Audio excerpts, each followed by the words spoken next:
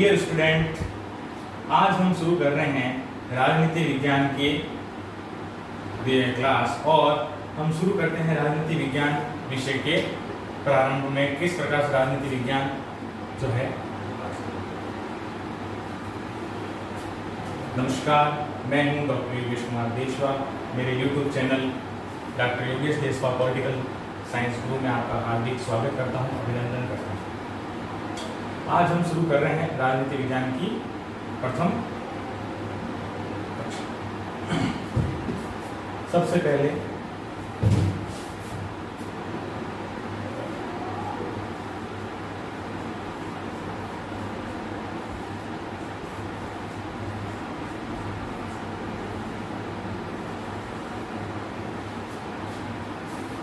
राजनीति विज्ञान, देखिए राजनीति विज्ञान विषय की बात कर रहे हैं। विज्ञान, सबसे पहले हम बात करते हैं विज्ञान की कि विज्ञान क्या है। देखिए हम 6th क्लास से 12th तक पढ़ते आ रहे हैं कि विज्ञान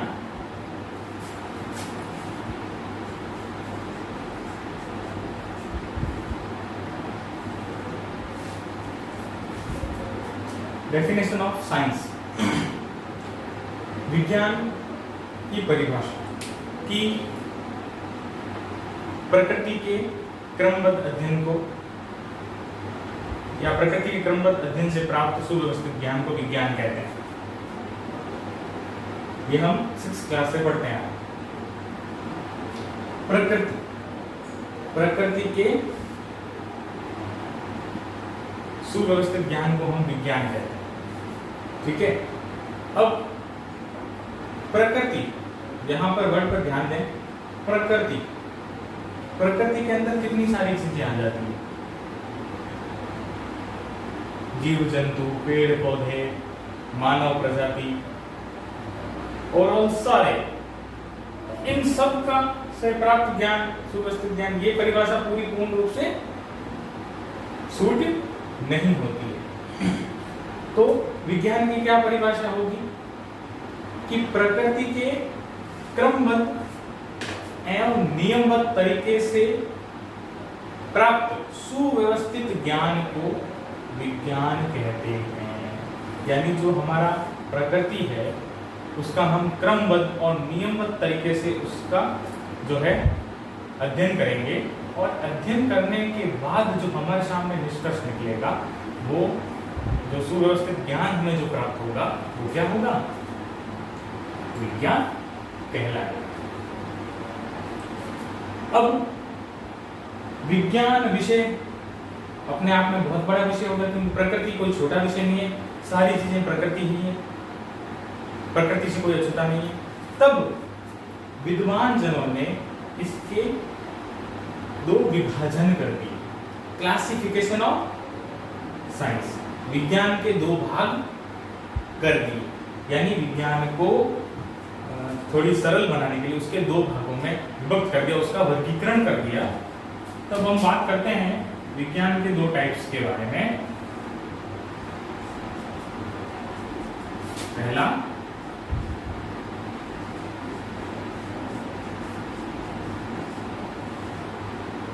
प्राकृतिक विज्ञान और दूसरा है हमारा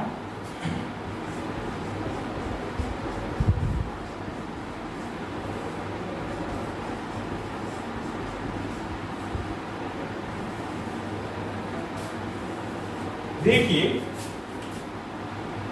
विज्ञान विषय का हम अच्छे से अध्ययन कर सकें तो विद्वान जनों ने इसको दो भागों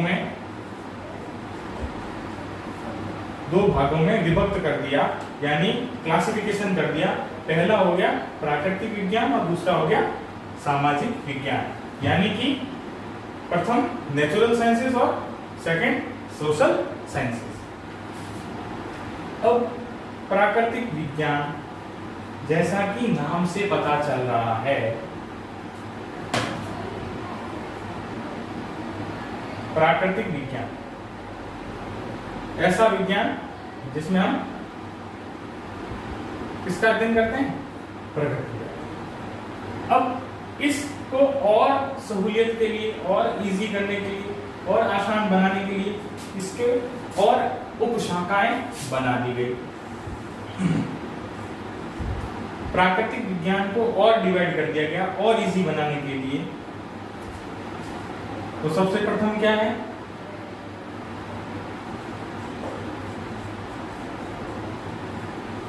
भौतिक,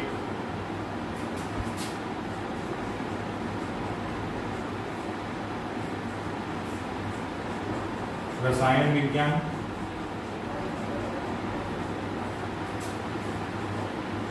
जीव विज्ञान। जीव विज्ञान को और क्लासिफाइड किया गया है दो में, बॉटनी और जूलॉजी। बायोलॉजी को और विभक्त कर रखा है। तो जीव विज्ञान को हमने दो भागों में विभक्त किया है आगे, और उपशाखाएं। पहली है वनस्पति, वनस्पति विज्ञान, और दूसरा है जंतु विज्ञान, जिसे जूलॉजी कहा जाता है।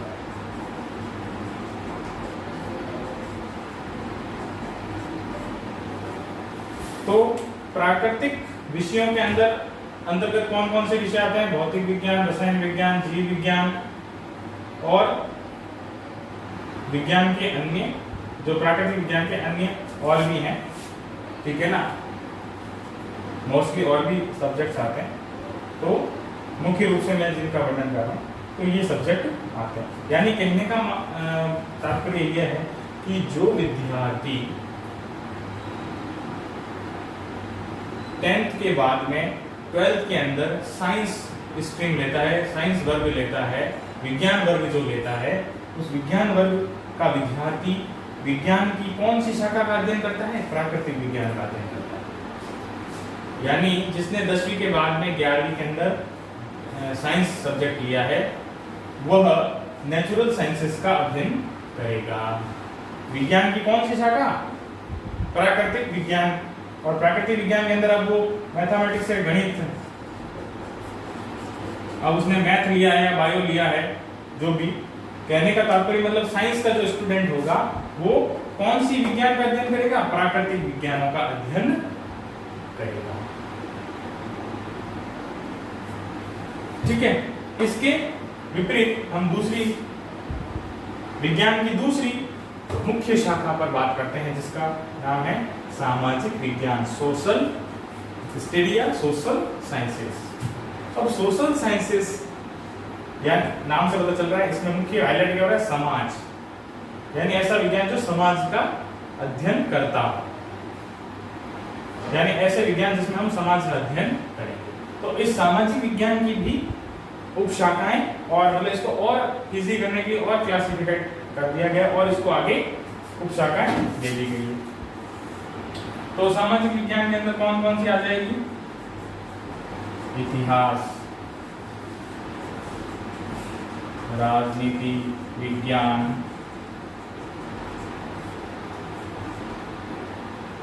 समाजशास्त्र,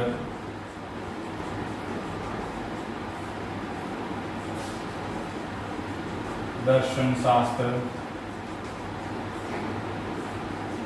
भूगोल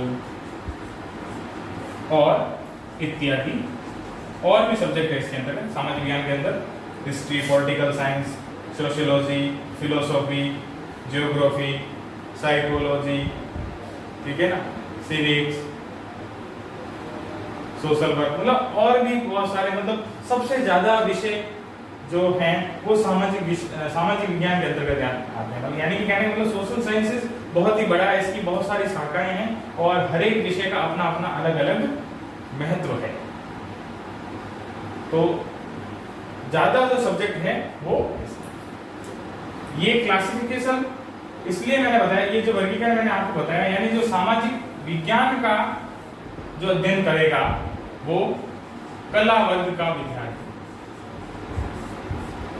और जो प्राकृतिक विज्ञान का अध्ययन करेगा वो कौन से है? वो विज्ञान वर्ग का छात्र।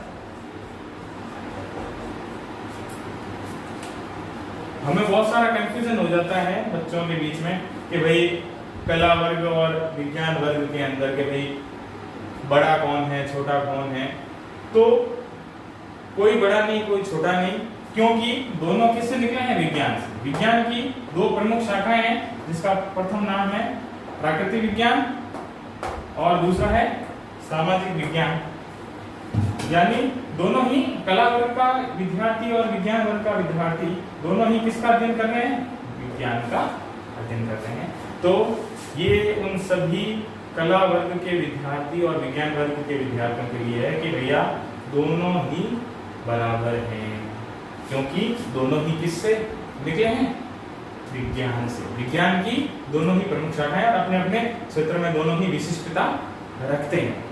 तो प्राकृतिक विज्ञान अपनी जगह अपनी वैल्यूज रखते हैं और सामाजिक विज्ञान अपनी जगह अपनी वैल्यूज रखते हैं, और दोनों ही किसकी शाखा है? विज्ञान की शाखा।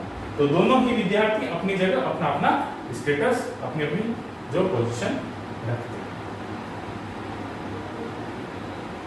हम बात कर रहे हैं, चूंकि हम राजनीति विज्ञान की बात कर रहे हैं, तो हम कौन से विज्ञान की कौन सी शाखा का अध्ययन कर रहे हैं? सामाजिक विज्ञान शाखा का हम अध्ययन कर रहे हैं। मेरे प्रिय विद्यार्थियों, हमने राजनीति विज्ञान के अंदर राजनीति विज्ञान के अंदर हमने विज्ञान को पढ़ लिया कि विज्ञान क्या है और कितने प्रकार का है, ठीक है ना। अब हम बात करते हैं राजनीति।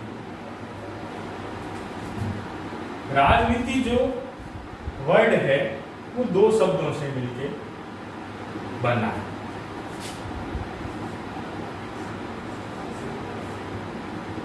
राज और प्लस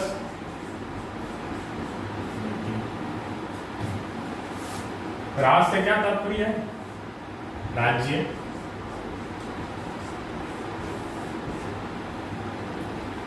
यानी राज्य को चलाने वाली नीति राजनीति। सीधा सा, राज्य को चलाने वाली नीति क्या है? राजनीति। अब राज्य जो है वो स्वयं चार चीजों से मिलकर बना होता है। राज्य कि हम राज्य किसे कहेंगे? राज्य क्या है? राज्य को चलाने वाली नीति राजनीति। लेकिन हम पहले ये तो सीखें कि राज्य क्या है। तो राज्य जो है वो चार चीजों से बना होता है। सबसे पहली बात, एक निश्चित भूभाग होना चाहिए। निश्चित भूभाग पहला। दूसरा है उस निश्चित भूभाग पर रहने वाली जनसंख्या।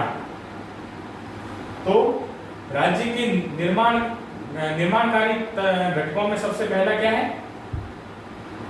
निश्चित भूभाग, कि हमें एक जमीन चाहिए राज्य को बनाने के लिए। सबसे पहले एक जमीन होनी चाहिए, और दूसरा क्या है? उस जमीन पर रहने वाले रहवासी, यानी कि वहां पर जनसंख्या, वहां पर नागरिक होने चाहिए। और तीसरी, वहां का शासन। शासन क्या है? राजतंत्र है, लोकतंत्र है, जो भी, वहां का शासन। और लास्ट में फोर्थ नंबर का जो इसका निर्माण का जो सबसे महत्वपूर्ण घटक है वो फोर्थ नंबर है, उसका नाम है संप्रभुता। क्या नाम है? संप्रभुता, सॉवरेंटी। संप्रभुता क्या होती है? राज्य की वह सर्वोच्च शक्ति जो राज्य के शासन तंत्र में निहित होती है, जिसका उपयोग वो राज्य के शासन को चलाने के लिए करता है। तो राज्य की सर्वोच्च शक्ति क्या होती है? संप्रभुता। तो ये चारों चीजें मिलकर जो है, जैसे हमारी ये 5 अंगुलियां हैं, वो मिलकर ये मुष्टिका बनाती है, यानी, है ना। और मुष्टिका का प्रहार आप जानते हैं कितना भारी होता है। तो इन 4 चीजों से बनता है राज्य। निश्चित भूभाग, और उस भूभाग पर रहने वाली जनसंख्या, और उस जनसंख्या को नियंत्रित करने के लिए, सुचारू रूप से लॉ एंड ऑर्डर को मेंटेन करने के लिए उस पर एक शासन होना चाहिए। तो तीसरा महत्वपूर्ण घटक क्या हुआ? शासन तंत्र, सिस्टम। और वो सिस्टम कैसे चलेगा? कौन सी ऐसी पावर होगी, कौन सी ऐसी शक्ति होगी जिससे वो सिस्टम चलेगा? उस शक्ति का नाम है संप्रभुता। तो ये चारों मिलकर राज्य का निर्माण करते हैं। कौन कौन से वो घटक द्रव्य हैं? सबसे पहला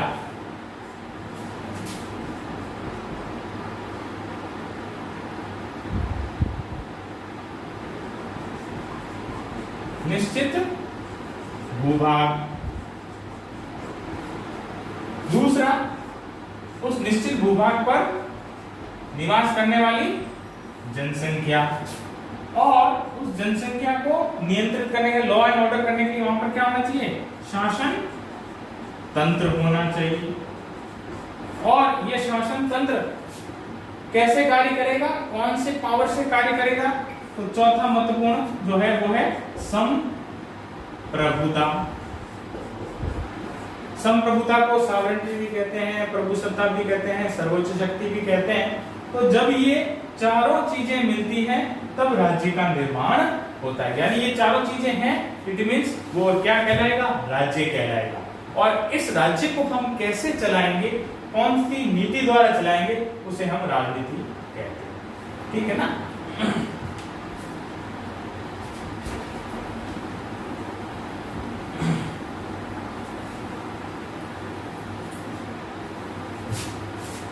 अब हम वापस अपने सब्जेक्ट पर लौट आते हैं। हमारा सब्जेक्ट है राजनीति विज्ञान, पॉलिटिकल साइंस। अब राजनीति विज्ञान अपने आप में बहुत ही विस्तृत विषय है, क्योंकि इसमें राजनीतिक चिंतन भी आ जाएगा, राजनीतिक विश्लेषण भी आ जाएगा, और राजनीति के समस्त विषय क्षेत्र, मतलब विस्तृत विषय क्षेत्र होने के कारण ये बहुत ही बड़ा सब्जेक्ट है और बहुत ही अच्छा सब्जेक्ट भी है। मैंने जो आपको पिछला जो मैंने आपको क्लासिफिकेशन बताया था सामाजिक विज्ञान की शाखाओं में, उन सभी शाखाओं में सबसे अच्छा सब्जेक्ट राजनीति विज्ञान है। अब इस विषय का हम अध्ययन कैसे प्रारंभ करें? ठीक है ना? राजनीति विज्ञान, ये तो पता चल गया हमें कि राजनीति विज्ञान विषय जो है वो सामाजिक विज्ञान का विषय। अब बात करते हैं राजनीति विज्ञान की। देखिए, किसी भी विषय का अगर हमें अध्ययन करना है तो सबसे पहले उस विषय से संबंधित कुछ नियम और कायदों का हमें ज्ञान होना अति आवश्यक। जब तक हम उस विषय से संबंधित नियम कायदों के बारे में नहीं जानेंगे, जब तक हम उस विषय को नहीं समझ सकते। तो हम बात कर रहे हैं राजनीति विज्ञान का, तो राजनीति विज्ञान विषय जो है उसको हम कैसे समझेंगे, उसके ऊपर हम बात कर रहे हैं। देखिए, मैं बात कर रहा हूं किसी भी स्वतंत्र विषय के बारे में। कोई भी विषय, राजनीति विज्ञान का कोई कारण नहीं है, किसी भी विषय, चाहे आप कोई भी विषय मान लीजिए, किसी भी विषय का अगर हमें अध्ययन प्रारंभ करना है तो उससे पहले उस विषय से संबंधित कुछ नियम कायदे हमें ज्ञात होने चाहिए। तो वो नियम कायदे क्या है? नियम कायदे क्या है? उस नियम कायदे जो मतलब फर्स्ट हमारा स्टेप है वो है सिद्धांत। क्या है वो? सिद्धांत। देखिए, हम मकान बनाने का कार्य सपोज कीजिए मकान बना रहे हैं, तो मकान बनाने के लिए हम सबसे पहले क्या चीज बनाएं? जब कंस्ट्रक्शन खड़ा होता है, इमारत खड़ी होती है, तो सबसे पहले हम किस चीज का बनाते हैं? नींव खोदी जाती है। वो नींव जो है वो इतनी बहुमंजिला जो फ्लैट्स आप देखते हैं, बहुत बहुत लंबी लंबी फ्लैट्स, उन सब का भार जो है वो कौन सहन करता है? नींव सहन करती है। नींव जो है वो इतनी बहुमंजिला जो है उसका भार सहन करती नींव, यानी नींव जो है वो बहुत ही इंपॉर्टेंट है। बेस, हमारा बेस जितना मजबूत होगा उतना ही उसकी लाइफ अच्छी बनेगी। मजबूत नींव है तो मकान की लाइफ बहुत अच्छी रहेगी, और अगर नींव ही हिल गई तो मकान ढहते देर नहीं लगेगी। इसलिए हमें ये पता करना है कि हम राजनीति विज्ञान की बात कर रहे हैं, तो राजनीति विज्ञान के अंदर वो कौन सी नींव है जिस नींव पर हम इस राजनीति विज्ञान को खड़ा कर रहे हैं, या ये कह सकते हैं कि राजनीति विज्ञान किस पर खड़ी है, उसकी नींव क्या है, हमारा प्रश्न ये है। तो देखिए, मैंने अभी बात की है किसी भी स्वतंत्र विषय का अध्ययन करना है, हमें उसका प्रारंभ करना है, तो सबसे पहले उस विषय से संबंधित हमें उसके सिद्धांतों का अध्ययन करना जरूरी है, क्योंकि सिद्धांतों का अध्ययन किए बिना हम किसी भी विषय को डायरेक्ट समझ नहीं सकते। तो हमें सर्वप्रथम उस विषय का अध्ययन करने से पहले उसके सिद्धांतों का अध्ययन करना पड़ता है। किसी भी विषय का अध्ययन करने में, फिर दोहरा रहा हूं मेरे प्यारे विद्यार्थियों, इस बात पर गौर फरमाएं कि किसी भी विषय का हम बात कर रहे हैं, अगर हमें विषय का शुरुआत करनी है, उसे समझना है, उसकी स्टडी करनी है, तो सबसे पहले उस विषय से संबंधित हमें उसके सिद्धांतों का ज्ञान होना चाहिए, उसके सिद्धांतों का ज्ञान होना चाहिए। अब इसे इंग्लिश में रूल्स कहते हैं, नियम भी कह सकते हैं, प्रिंसिपल्स भी कहते हैं, और सिद्धांत हिंदी भाषा में कहा जाता है। तो सिद्धांत जो है बहुत ही इंपॉर्टेंट चीज। अब प्रश्न उठता है कि भाई आपने ये तो कह दिया सर कि ये सिद्धांत है वो किसी भी सब्जेक्ट की नींव होती है, लेकिन भाई नींव जो है वो उस नींव का आविष्कार किसने कर लिया? तो भाई साहब जो गजदर होता, पहले जो कारीगर होता उसे गजदर कहा जाता था।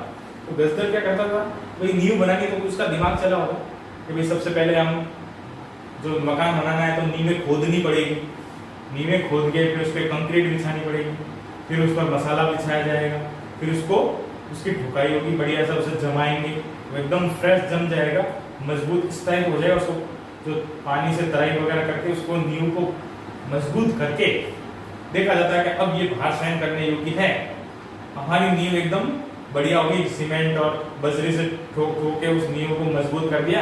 अब इस पर चुनाई यानी कि उस पर जो है पत्थर रख के दीवार चुनी। वही बात मैं यहाँ पर कर रहा हूँ। भाई मैंने ये कह दिया कि भाई किसी भी विषय की शुरुआत करनी है तो हमें सिद्धांतों की आवश्यकता है। तो भाई प्रश्न ये उठेगा बच्चों में कि सर सिद्धांत की बात करें तो ये सिद्धांत आया कहां से, सिद्धांत की क्या परिभाषा है, इसकी क्या इंपोर्टेंसी है, क्या महत्वपूर्णता है। देखिए सिद्धांत जो शब्द है, सबसे पहले हम ये जानेंगे कि ये सिद्धांत कहां से है, कौन से देश से है। सिद्धांत कहां से आया, इसकी उत्पत्ति कहां से हुई है। तो सबसे पहले हम बात करते हैं इसकी उत्पत्ति के बारे में। सिद्धांत की उत्पत्ति हुई है प्राचीन यूनान देश। मेरे प्यारे विद्यार्थियों कृपया ध्यान दीजिए,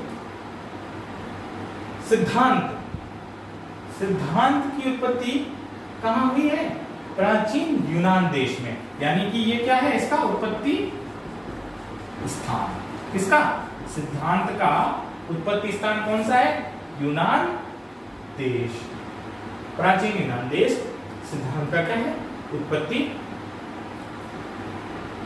स्थान।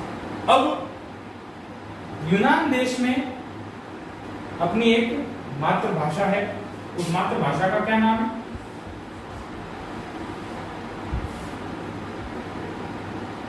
ग्रीक। यूनान की भाषा का क्या नाम है, ग्रीक, जिसे यूनानी भाषा भी कहा जाता है, ग्रीक भाषा या यूनानी भाषा। सिद्धांत की उत्पत्ति हुई है प्राचीन यूनान देश में, और इस यूनान देश के अंदर अपनी भाषा बोली जाती है जिसे हम ग्रीक भाषा कहते हैं, यूनानी भाषा के नाम से जानते हैं। और इस ग्रीक भाषा का एक शब्द है वो शब्द है थ्योरिया। क्या शब्द है? थ्योरिया।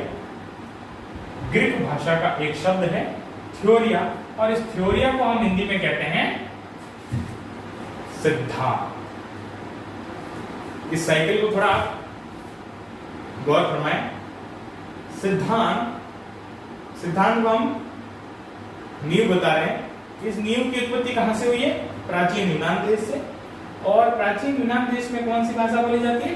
ग्रीक भाषा, जिसे यूनानी भाषा कहते हैं। और इस ग्रीक भाषा का एक शब्द है थ्योरिया। क्या शब्द है? थ्योरिया। और इस थ्योरिया को हम हिंदी में कहते हैं सिद्धांत। अब ये साइकिल आपको समझना है। अब बात करते हैं, अब इस थ्योरिया का क्या मीनिंग है? इसका शाब्दिक अर्थ है समझने की दृष्टि या विचार। देखिए, सिद्धांत, उसका उत्पत्ति स्थान प्राचीन यूनान देश।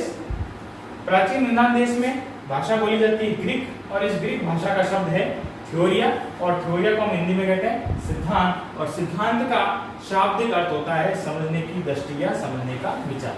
हम किसी भी चीज को कैसे समझेंगे, हम अपना पॉइंट ऑफ व्यू निकालते हैं। पॉइंट ऑफ व्यू, तो पॉइंट ऑफ व्यू के नेक्स्ट क्या है?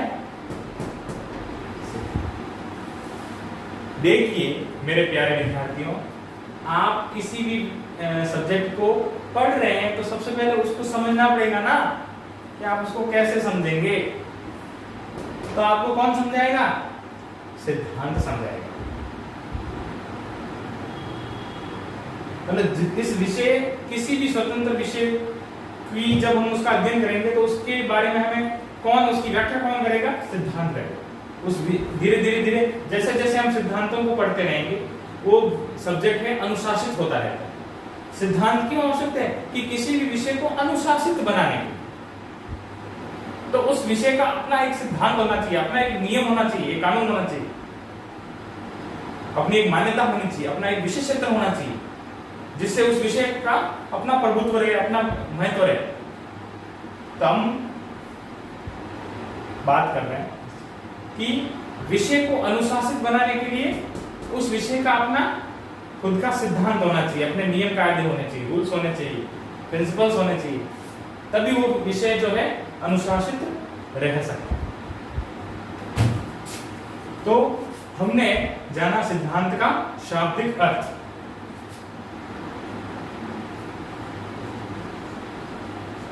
सिद्धांत का शाब्दिक अर्थ।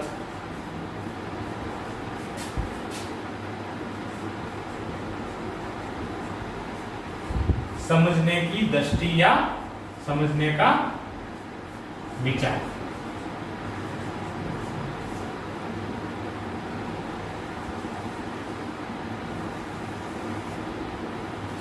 सिद्धांत का शाब्दिक अर्थ समझने की दृष्टि या समझने का विचार। अब बात करते हैं सिद्धांत की परिभाषा, डेफिनेशन ऑफ रूल्स या थ्योरी।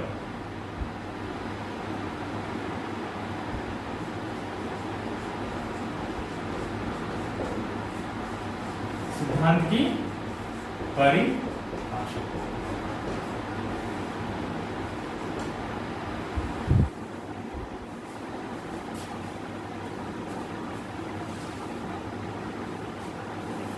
सिद्धांत की परिभाषा। सिद्धांत की परिभाषा फर्स्ट कार्ल पॉपर के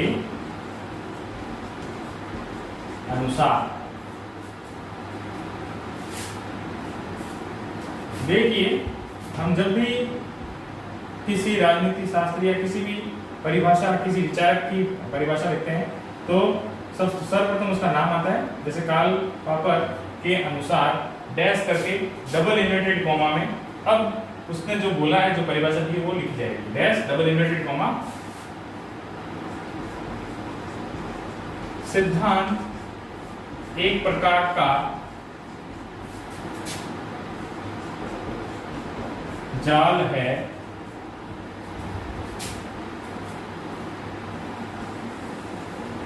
सिद्धांत एक प्रकार का जाल है जिसने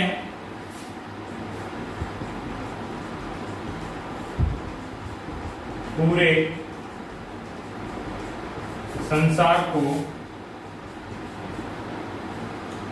जकड़े रखा है,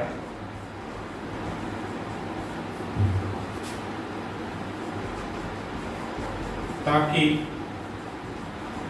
उसे समझा जा सके। डबल इन्वर्टेड कॉमा खड़ी खड़ी।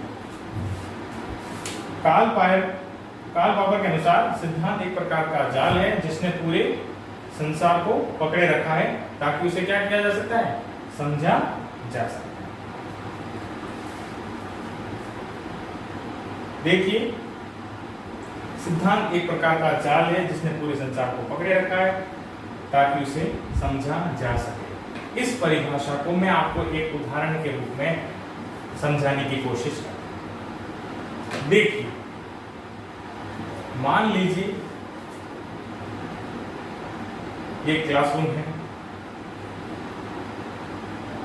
और मैं बाहर से आता हूं और मेरे हाथ में एक थैली, और उस थैली के अंदर कुछ सेम कलर के मोती, काले कलर के मोती, मेरे हाथ में एक थैली, उसमें काले कलर के मोती, और उसको मैं लेके आता हूं और उसको मैं फर्श पर बिखेर देता हूं।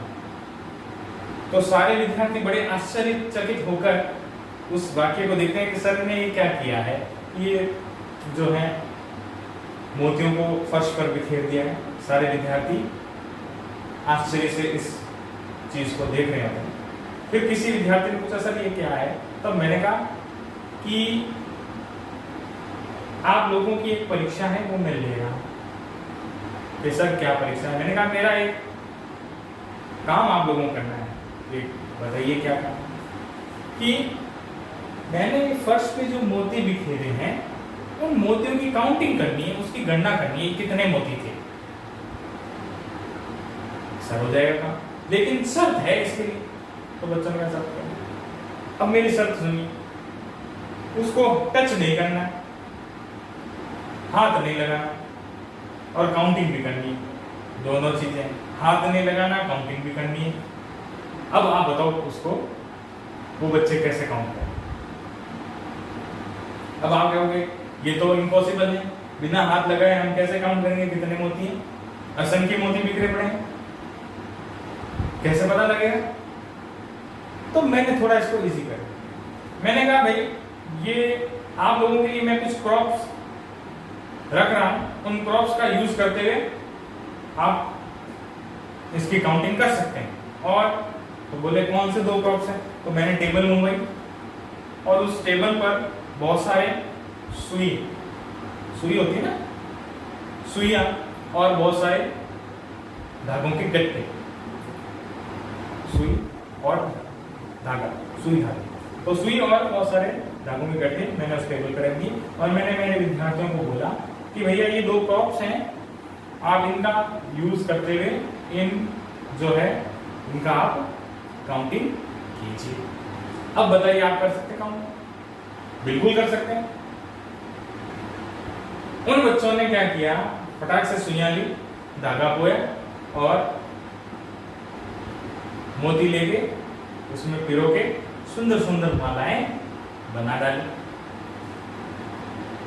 बहुत सारी मालाएं इकट्ठा हो गई, और बच्चों ने कहा सर इतनी मालाएं हैं, इतने मोती हैं, टोटल इतनी माला इतनी मोती, सर टोटल इन मालाओं बनाने में इतने मोती हमें। तो मेरा प्रश्न क्या था, गणना करना, और हमें गणना मिल गई। अब इस उदाहरण को आप इसमें इस परिभाषा पर वापस आता हूं। सिद्धांत एक प्रकार का जाल है जिसने पूरे संसार को पकड़े रखा है ताकि उसे समझा जा सके। अब मुझे ये बताइए कि जो ये उदाहरण है उसके अंदर, उस उदाहरण में सिद्धांत कौन सा है और संसार क्या है? दो शब्द इसके अंदर इंपॉर्टेंट है, सिद्धांत और संसार। अगर हमें संसार जो पूरी दुनिया है, वर्ल्ड है, उसका अध्ययन करना है तो हमें सिद्धांत रूपी जाल का उस पर आवरण करना पड़ेगा, अदरवाइज हम उसका अध्ययन नहीं कर सकते। तो अब देखिए, जो मोती बिखरे हुए थे, उन मोतियों का कोई औचित्य था? कोई भी आता उन मोतियों से स्लिप हो जाता, गिर जाता, उसको चोट लग जाती।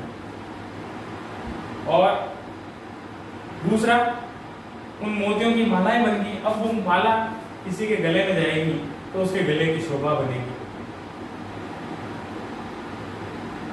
तो जो चीज बिखरी हुई थी उसकी कोई उपयोगिता थी, लेकिन वो उपयोगी होगी। अब देखिए, धागा, सुई हमारी सपोर्ट में काम कर रही, धागा जो है उन मोतियों को उस धागे ने क्या कर दिया, मोती पिरोए और ऊपर से हमने गांठ लगा, यानी उन मोतियों को हमने क्या कर दिया, जकड़ दिया। अब वो मोती उस माला के गोल गोल घूमेंगे, बाहर नहीं निकल सकते क्योंकि ये धागे को बांध दिया। उन मोतियों को हमने क्या कर लिया, जकड़ दिया। अब मोतियों को जकड़ लिया, मोती जा नहीं सकते, हम उनकी काउंटिंग अच्छे से कर सकते हैं। हम जब तक करते हैं माला, देखते हैं ना आप 108 माला, तो फटाक से हम उसको घुमा के फट ऐसा करके घुमा लेते हैं, वापस उल्टा काउंटिंग हो जाती है। आराम से हम अपनी ध्यान साधना कर सकते हैं। कहने का मतलब ये है कि हमारा जो संसार इतना विस्तृत है, इतना बड़ा है, कहीं पठार हैं, कहीं नदियां हैं, कहीं इतने सारे देश हैं, इतने महासागर हैं, इतना बड़ा वर्ल्ड है। तो हम उतने बड़े संसार को हम कैसे समझेंगे? तो उस संसार पर सिद्धांत रूपी जाल है, और उस जाल की वजह से वो क्या है, अध्ययन करने योग्य हो गया है, ताकि हम उसको समझ सकें। मैंने क्या लिखा है, सिद्धांत एक जाल है जिसने पूरे संसार को जकड़े रखा है ताकि उसे समझ सके। तो अब संसार जो है उस पर सिद्धांत का जाल आने से उसे हम आराम से इजी वे में समझ सकते हैं। क्यों? अब हम उसको नियमबद्ध कर सकते हैं, क्रमबद्ध कर सकते हैं। भाई ये संसार है, इसमें इतने महासागर है, इतने ये हैं, इतने देश हैं, इतनी नदियां बहती है, इतना ये बहता है। तो उसको अनुशासित कर दिया। तो हम अनुशासित विषय को, मतलब किसी भी विषय को अगर अनुशासित करना है तो सिद्धांतों की आवश्यकता होती है। और हम किसी भी सब्जेक्ट की शुरुआत करते हैं तो हम सिद्धांतों से ही करते हैं। तो भाई साहब, सिद्धांत जो है बहुत ही इंपॉर्टेंट है, नींव है, विषय की नींव है सिद्धांत। इसके बिना हम किसी भी सब्जेक्ट को नहीं पढ़ सकते। हमें उसकी थ्योरी पता होनी चाहिए, उस विषय के नियम कायदे पता होने चाहिए, तभी हम उस विषय तक पहुंच सकते हैं, उसको समझ सकते हैं, अदरवाइज हम नहीं समझ सकते। तो सबसे पहले हमें हमारे विषय की नींव पता होनी चाहिए कि हमारा नींव क्या है, और हम ऊपर इमारत बनाते जाएंगे। हमारी नींव मजबूत हो गई तो हमारी इमारत अच्छे से बन पाएगी। तो हम राजनीति विज्ञान की बात कर रहे हैं, तो राजनीति, अब हमारा प्रश्न आता है कि राजनीति विज्ञान की वो कौन सी नींव है जिससे हम राजनीति विज्ञान का अध्ययन कर पाएंगे? तो उसका नाम है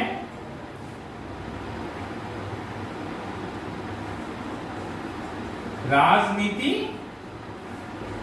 सिद्धांत। अब हमने सिद्धांत को किसके साथ जोड़ दिया? राजनीति के साथ में। तो हमारे सामने एक नया वर्ड आ गया, राजनीति सिद्धांत, पॉलिटिकल थ्योरी, राजनीति सिद्धांत। अब हम ये कह सकते हैं कि राजनीति विज्ञान जो विषय है, इस विषय की शुरुआत हमें कहां से करनी पड़ेगी? राजनीतिक सिद्धांतों से करनी पड़ेगी। या यूं कह सकते हैं कि राजनीति विज्ञान की नींव क्या है? राजनीतिक सिद्धांत, पॉलिटिकल थ्योरीज। यहां से हम इस विषय का अध्ययन प्रारंभ कर सकते हैं।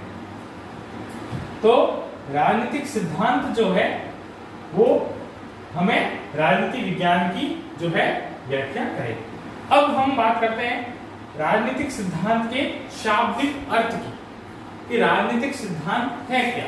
तो राजनीतिक सिद्धांत राजनीति के विस्तृत विवेचन या व्याख्या से, कि राजनीतिक सिद्धांत क्या है,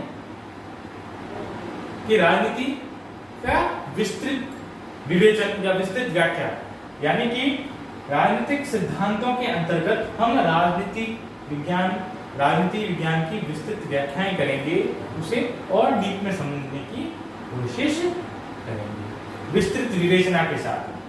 तो राजनीतिक सिद्धांत हमारे लिए बहुत ही इंपॉर्टेंट है। राजनीति विज्ञान विषय अपने आप में बहुत बड़ा विषय है और इस विषय को अनुशासित कौन कर रहा है, ये राजनीतिक सिद्धांत।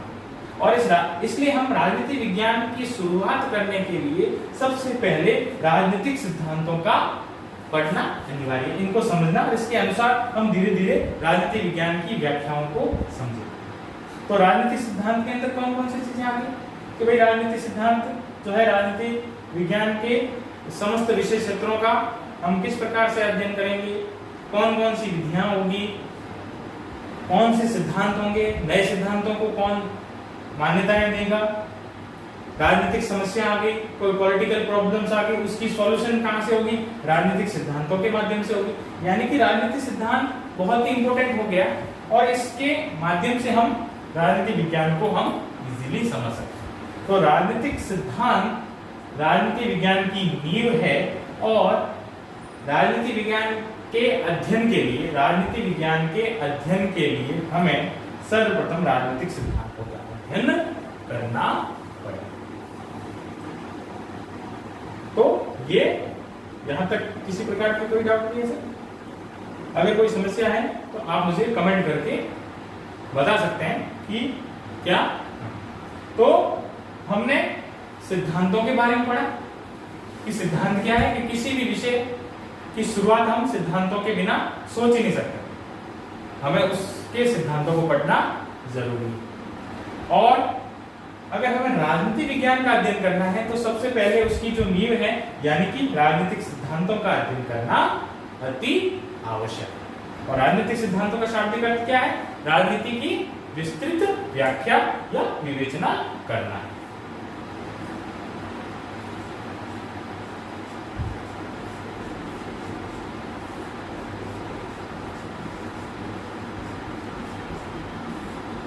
चलिए, हमें ये तो पता चल गया कि राजनीति विज्ञान की नींव क्या है, राजनीति सिद्धांत।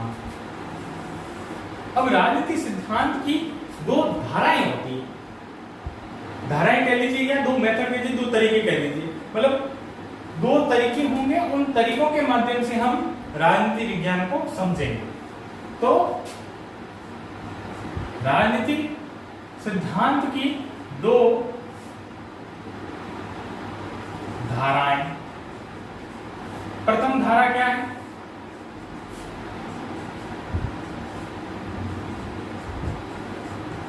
आदर्शी सिद्धांत, और दूसरा क्या है, आनुभाविक सिद्धांत।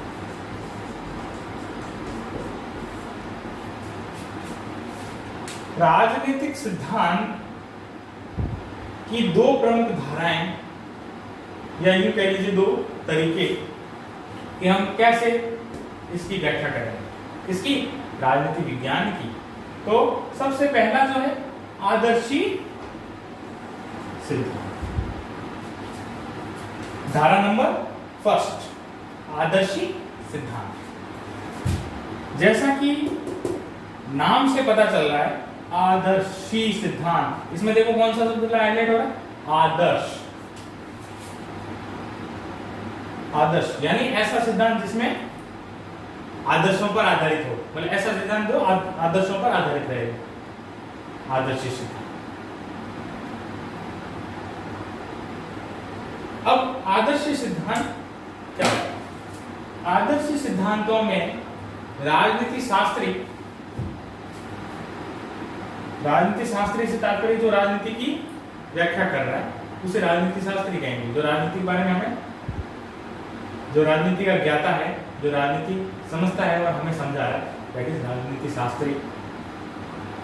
तो आदर्श सिद्धांतों में राजनीति शास्त्री अपने मस्तिष्क में राजनीतिक व्यवस्थाओं के बारे में विचार मंथन करता है, अपने दिमाग में, अपने मस्तिष्क में, और सोचते सोचते उसको जो है रचनात्मक रूप प्रदान कर देता है और जो है उसको हमारे सामने प्रस्तुत कर देता है। जैसे एक मूर्तिकार मान लीजिए।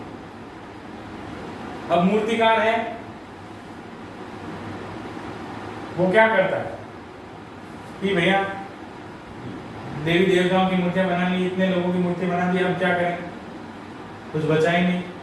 तो एक दिन वो सोच रहा कि जो मूर्ति बेचने वाला है उसके पास में वही है मूर्ति, उसका जीविकोपार्जन है, तो मूर्ति उसने बनाई और वो बिकी और उसको पैसा आया, धन आया और उसने 2 रोटी खाई। तो मान लीजिए उसने सारी कर ली, मूर्तियां बना दी, अब नेक्स्ट डे क्या खाएगा, क्या कमाएगा, तो मूर्ति बिकेगी तो धन आएगा तो आ जाएगा। तो उस मूर्तिकार में बड़ी टेंशन होगी, क्या करे। तो उसने वो रात को विचलित हो रहा, दुखी हो रहा था, तो वो सोया और रात को उसे सपना आया और सपने में उसे एक अप्सरा नजर आ गई और उसने अपने दिमाग में उस अप्सरा की जो फोटो है उसको कैप्चर कर लिया, अपने मस्तिष्क में उसको रात को उसके दिमाग में सपना आया, उसको कैप्चर कर लिया और कैप्चर करते ही सुबह उड़ते ही पत्थर लिया, छेनी लिया और उस मूर्ति को तराशना शुरू कर दिया।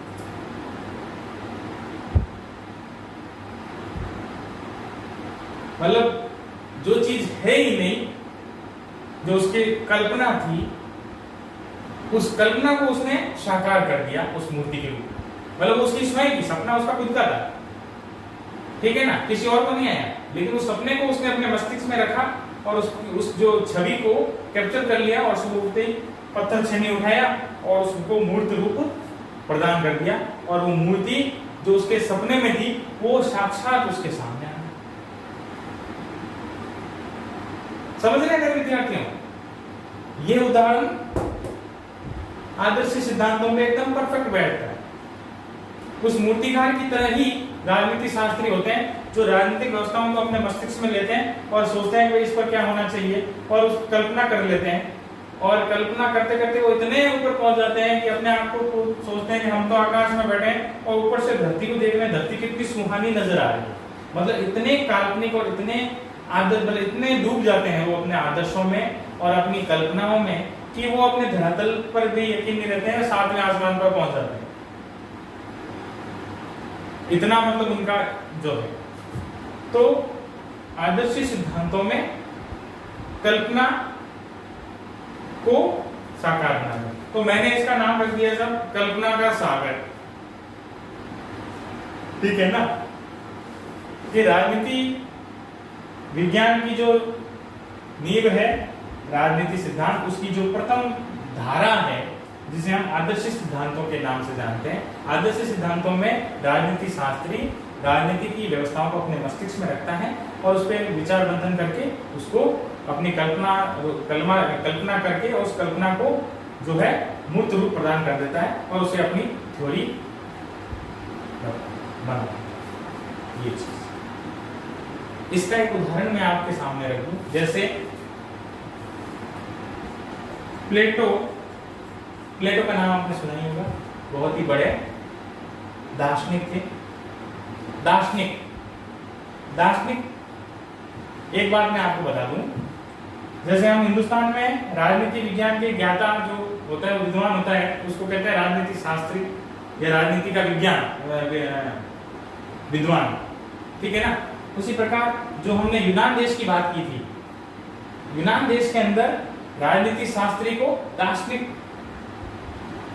की संज्ञा दी जाती है, मतलब दार्शनिक वर्ड बोला जाता है। मतलब ऐसा व्यक्ति इतना बड़ा ज्ञाता है जो दूर तक सोचता है, दार्शनिक जिसकी दृष्टि दूर तक जाए, वो भांप लेता है भविष्य में क्या होगा, किस प्रकार क्या होगा, मतलब बहुत बड़ा विद्वान दार्शनिक। तो प्लेटो एक महान दार्शनिक थे जो यूनान देश में जन्मे थे। तो प्लेटो ने एक वो भी इसी मेथड को यूज करते थे, कौन से, आदर्शी सिद्धांतों को। तो प्लेटो की एक कल्पना थी, प्लेटो की आदर्श कल्पना। उस आदर्श कल्पना में सबसे पहला तो था दार्शनिक राज्य और दूसरा था दार्शनिक राजा। प्लेटो की एक आदर्श कल्पना थी जिसमें एक दार्शनिक राज्य जो बहुत ही सदाचारी होगा, शिष्टाचारी होगा, आदर्शवादी होगा, सत्यता उसमें रहेगी, मतलब एकदम प्योर ऐसा राज्य जहां दुराचार कुछ है ही नहीं, सदाचार ही सदाचार, आदर्शी है, शिष्टाचारी है। और ऐसा ही वहां का शासक होगा, राजा होगा, वो भी दयालु होगा, महत्वाकांक्षी नहीं होगा, अपने राज्य का प्रजावत्सल होगा। मतलब इस प्रकार की उन्होंने कल्पना की थी, एकदम सज्जन पुरुष की बात,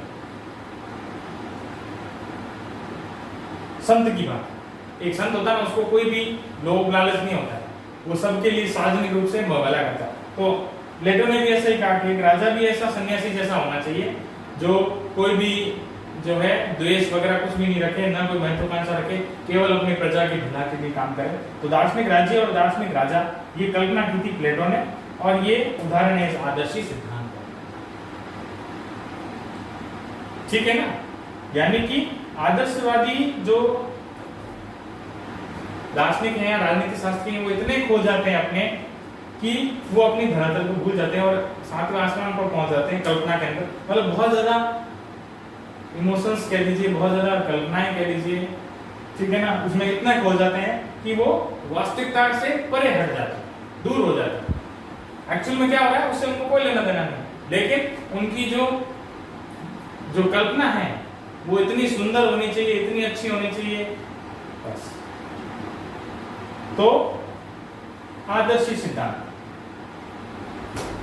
अब बात करते हैं इसकी अपोजिट, दूसरा आनुभाविक सिद्धांत। यहां पर देखिए एक शब्द हाईलाइट हो रहा है,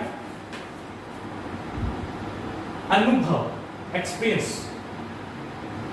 यहां तो थी कल्पना, आदर्शी सिद्धांत, आदर्श और कल्पना, और यहां पर है एक्सपीरियंस, अनुभव, यानी ऐसा सिद्धांत जो अनुभव पर आधारित करता है। अब यहां पर क्या है, ये इसका बिल्कुल उल्टा है। ये कहते हैं कि कल्पना कोई चीज नहीं होती, वास्तविकता जो चीज होती है वही सही सत्य है। तो इसमें राजनीति शास्त्री क्या करते हैं, राजनीतिक सिद्धांतों की धारा नंबर 2, आनुभविक सिद्धांत। इसके अंतर्गत राजनीति शास्त्री राजनीति के क्षेत्र में जाते हैं और वहां पर राजनीतिक समस्या के बारे में पता करते हैं कि भाई राजनीतिक समस्या कहाँ आई है, किधर आई है, उस समस्या से संबंधित तथ्यों का संकलन करते हैं और उन तथ्यों के संकलन के बाद उसका विश्लेषण किया जाता है और विश्लेषण करने के पश्चात हमारे सामने उस निष्कर्ष को रखा जाता है कि भाई एक्चुअल में वो समस्या क्यों है। जैसे किसी राज्य में कोई राजनीतिक समस्या आ गई, कोई पॉलिटिकल प्रॉब्लम आ गई, तो जो राजनीति शास्त्री होगा वो वहां जाएगा और वहां पर पता लगाएगा, उससे डाटा कलेक्शन करेगा उस समस्या से रिलेटेड, और उस समस्या को खोजेगा कि समस्या क्यों आई, कहां से आई, उसका पूरा डीप स्टडी करेगा, हर डाटा को कलेक्शन करेगा, हर डाटा को इकट्ठा करेगा और उस डाटा को इकट्ठा करके उसको एनालिसिस करेगा, विश्लेषण करेगा कि ये समस्या क्यों आई, कैसे आई, कब आई। उन सब डाटा को इकट्ठा करके एनालिसिस करने के पश्चात प्योर जो है वो रिजल्ट निकलेगा, कंक्लूजन जिसे कहा जाता है, वो प्योर शुद्ध जो है। आप देखते हैं छाछ से अपन मक्खन निकालते हैं, मक्खन से घी निकालना कितना डिफिकल्ट है, उसको कितना मथना पड़ता है ना। तो उसको मथ के यानी कि उसका एनालिसिस करके प्योर घी जो मक्खन निकलता है। तो राजनीति विज्ञान की जो स्टडी करने का जो तरीका है दूसरा नंबर का, वो है आनुभाविक सिद्धांत। ठीक है ना। इसके अंतर्गत हम पूरा उसकी वास्तविकता की परख करते हैं, वास्तविकता तक पहुंचते हैं और प्योर शुद्ध कंक्लूजन निष्कर्ष निकाल के लाते हैं। तो ये दोनों ही अपोजिट हैं, ठीक है ना। आदर्शी सिद्धांतों में कल्पना पर आधारित, आदर्शों पर आधारित, शिष्टाचार पर आधारित, वास्तविकता से कोई मतलब नहीं है। यहाँ पर तथ्य, डाटाज, एनालिसिस और प्योर कंक्लूजन, शुद्ध निष्कर्ष हमारे सामने प्रस्तुत होता है। तो ये दोनों ही तरीके हैं और इन दोनों ही तरीकों से हम राजनीति की व्याख्या करते हैं। राजनीति विज्ञान को हम अध्ययन करेंगे इन दोनों ही मेथड्स के द्वारा। तो राजनीतिक सिद्धांत तो दो मेथड से चलता है, एक तो आदर्शी सिद्धांत और दूसरा आनुभाविक सिद्धांत, ठीक है। ये चीज